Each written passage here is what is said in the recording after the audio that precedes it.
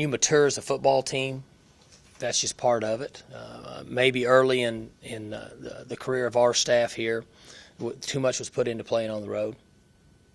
Talked about it a lot, and noise and issues that ultimately may not be as big a factor as just go play the football game. And so that could have contributed to it. We may have set them up for that. And then I think as we just matured and had players that have been in our program and our skill level got better through recruiting, it made a big difference. Any previous memories of going to Ames, whether as a coach or a player? Oh, I've been there a number of times, and I think the one thing that always comes to mind is, we used to go up there and play, and that building wasn't in the end zone. And I think it's the north end zone. And that wind used to come through that down from the north. But now they built that new structure, 6, 8, I don't know how long it's been now. Maybe it's been a while. That's one thing that I've noticed has been a big difference. It blocks some of that wind coming from the north. Mike, there's a good chance this week Zach's going to take over your career passing record. And you said before you're happy for him to do it, but is there even a little part of you that wants to hold on to that title? No, I hope he breaks all of them, and I hope the next guy breaks his.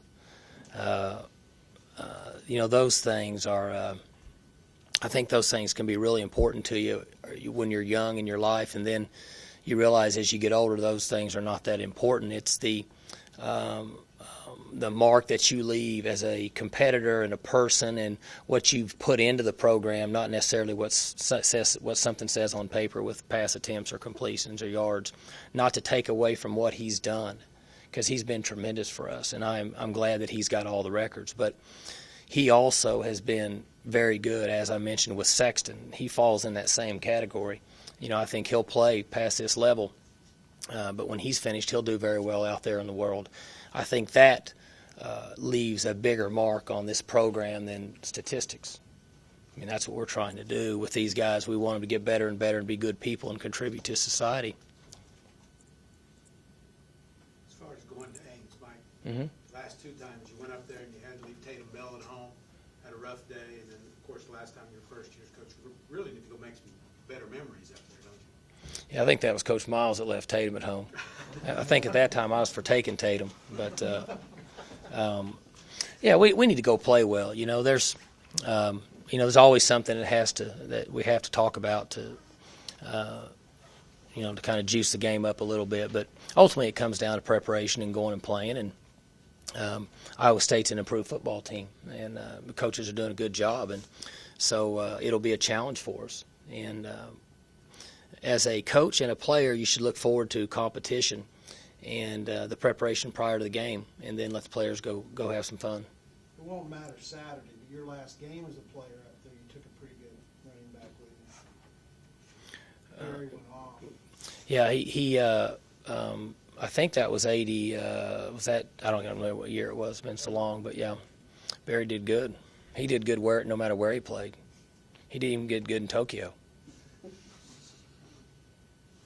Mike, Bill Young is at an age at which a lot of coaches start thinking about retiring. He says he wants to coach 10 or 15 more years. I haven't heard the 10 or 15 more years. That would put him in double, so he'd eat free at Denny's. He would be he'd be in great shape then. I hope he coaches for quite a while. He's been good for our program. Have you looked at the numbers, your updated national defensive ranking across? You mentioned them this morning on the phone conference, but I had not looked at any statistics. I think our defense is playing better. Excuse me? To be in the top 15 against the run. I think our defense is playing better, and in the last couple games we've tackled better. We did not tackle great against Missouri in the first half, and one thing I was pleased with, when you play Texas, you get a chance to not tackle very good. And I thought our guys tackled fairly well in that game, and that's a big part of it. Of course, you'd have to speak to Coach Young about this, a visit with him, but the fundamentals of being in the right gap and good body control and balance and understanding the scheme, I think, is a strong point. And I think the staff has adjusted with him, and I think the players have a good feel for that. And we're excited about the future in that area, and we've made improvements there. Did you? He says that he initiated the dialogue when your coordinator job came open. When he contacted you first. I mean, were you just presuming he was pretty entrenched at Miami, or was he kind of on your mental list to begin with when Tim Beckman resigned? Well, I think you always have a mental list of you're kind of taking notes that if one of your guys leaves to be a head coach, or you have an assistant leave to be a coordinator, which is going to happen, then you have 2 or 3 guys in mind that you want to pursue. About half of them will be interested in it, in my experience, and about half of them won't.